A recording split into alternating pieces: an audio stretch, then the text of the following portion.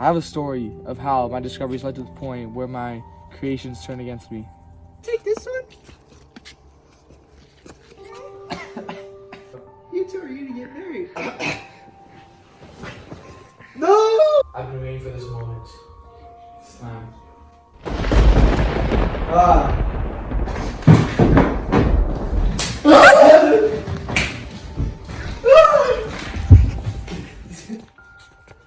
Who are you? Who are you? I'm William Frankenstein. Evidence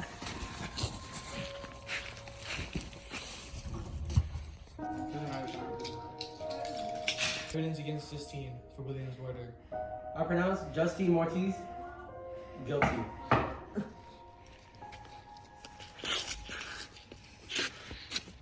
You killed William and Justine!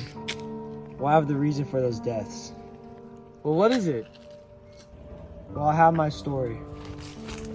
What do you think of me? I think nothing of you. Ah! I'm your master now. Aight, bud. Well, you're gonna make me a wife. Well, you'll see me on your wedding night.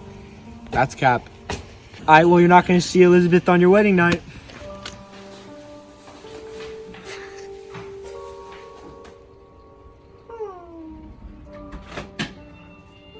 Hey, are you? Oh my God, Victor, is that you? Are you okay? Come on, come inside.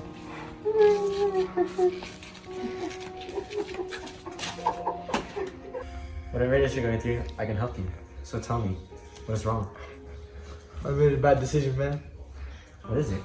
I tried to play with nature and... yeah, I just... Well, whatever it is you're going through, I can help you. We could get through it together as best friends.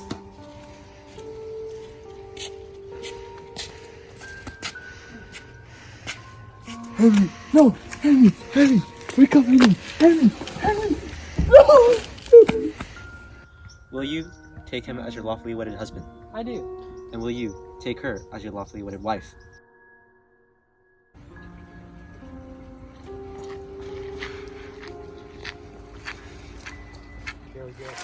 Hey guys, we're here at the Big Boy Talk Show. I'm your co-host, Behl, and I'm here with Walton Serville. And hey, I just watched the Frankenstein, and Loki, I want to ask you some questions, alright? So here, if you got anything to say, give your intro.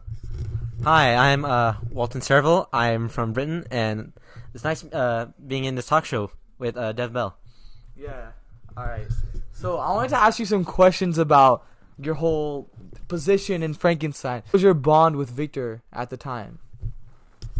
Well, I would say the time that I met Victor, the first time, he was a very ecstatic and strange person. It kind of felt weird talking to him at the start. Even the crewmates even had the same thing as I did. But over time, as soon as he kind of regained his strength, I would say he became more and more closer to me as well. We started talking a lot, talk about our scientific discoveries. But I would say he was more like a brother to me, like a family figure. Like, I would die for Victor. But I would say that what really struck me was how close he was to what I was doing right now at this point. Such as how I was discovering the magnetic poles at the time. He also gave him his insight, on the creation of life. It kind of correlated with what I was doing at the time, trying to make on the brink of a scientific discovery.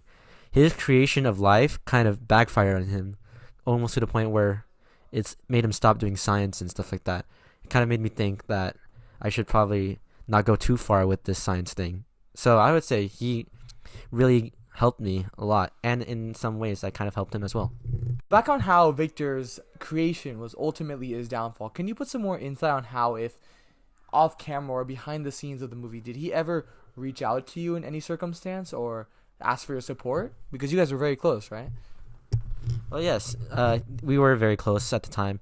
But I would say if we were going with the story of the movie, of how we were taking it, I would say he mainly went to support of Henry during that time. Because during that time, Henry were best friends with Victor at the time. So I mainly played more of a role in the beginning of the story. We were both supposed to be the kind of light in the shadow for Victor. Kind of like the, what do you call it? Kind of the last hope for the and until what happened near the end. I was kind of also more prominent near the end, which kind of gave him that new hope in the end, where he kind of lost all hope after but most of his family members died, and all his best friends.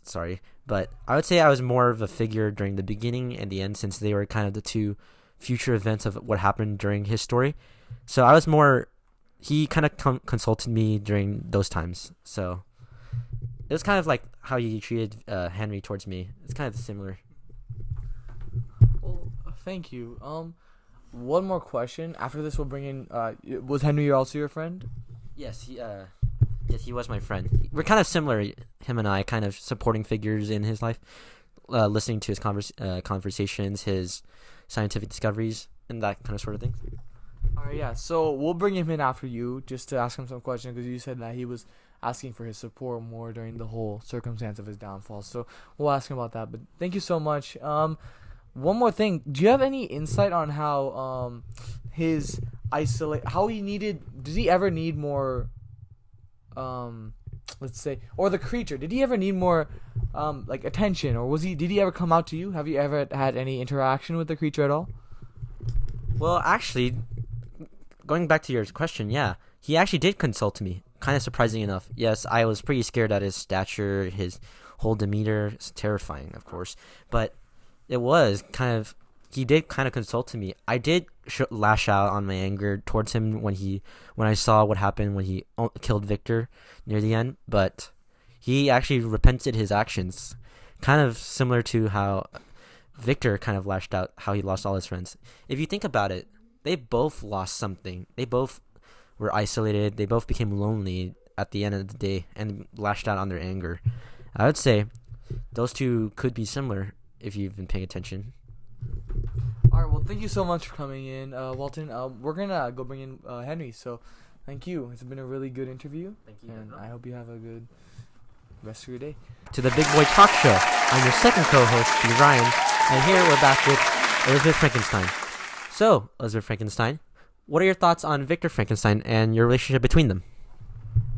I'm actually Victor Frankenstein's adopted sister, and well, my thoughts on it, I think he's very intelligent off the bat, but he's also very unique and aesthetic and strange. That's nice. So, how did Victor's attitude, actions, or lifestyle change over time during the time you spent with him? Well, he's developed a lot over time. You gotta say that. Nothing really happened much, but until he went to college, and when he went to college, something probably happened. He probably isolated himself. He began to grow very secretive, very isolated. He was very depressed, as I have noticed. Yeah. So you would say that he kind of cut himself off with others, kind of had a hard time talking with them? Precisely. Yes. Oh, thank you. And now, end our show with Elizabeth. And we'll bring out the next guest, Frankenstein himself, the monster. And we're back at Big Boy Talk Show. It's still live from LA. We got Brian and Dev at Chick-fil-A getting some sandwiches, but we got the creature here. We're going to ask you some questions, creature. So what is your relationship with Victor Frankenstein? I am Victor Frankenstein's creation. Oh, his creation. All right. What are your thoughts about Victor in general? What are your thoughts about being his creation? I believe he's a very bad father figure towards me. I struggle for acceptance from him, and I'm filled with hatred because he made me and he made my appearance. All right. We actually got some news in about your encounters with the so-called cottagers. How does that show your isolation and struggle for acceptance?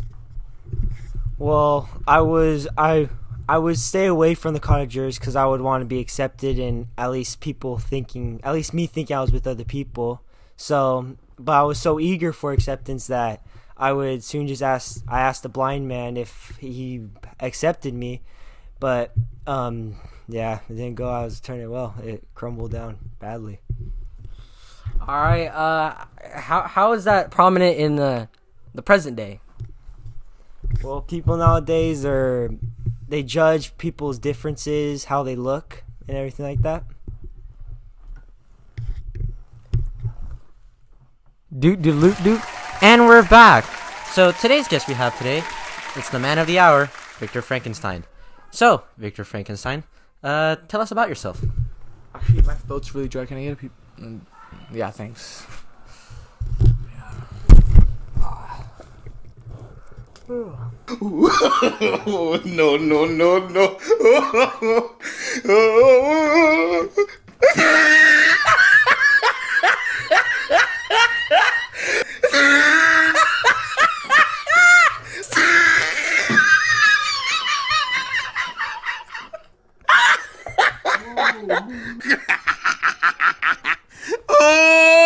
He tried it.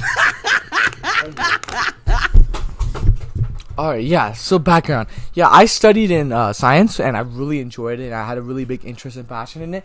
And honestly, that all was a precursor from the creation of Frankenstein, or the creature, which I call it, but because I never named it. But yeah, that creature was one of the biggest regrets of my life, and to be honest, it just was a catalyst for many bad things to happen and to come next. And another precursor of the creation of Frankenstein was my mother's death, which honestly hit me really hard, and it just made me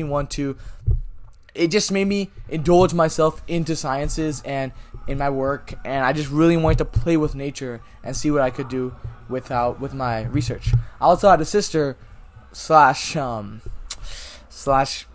wife, which was pretty weird to say out loud, but well, she was only my wife for a day until my creation killed her, which was, oh my god. It's all right. It's okay. So, Victor, we have some questions to ask you. So, the first question was, how did the monster isolate you from your family and friends, or distance them from you? Sorry.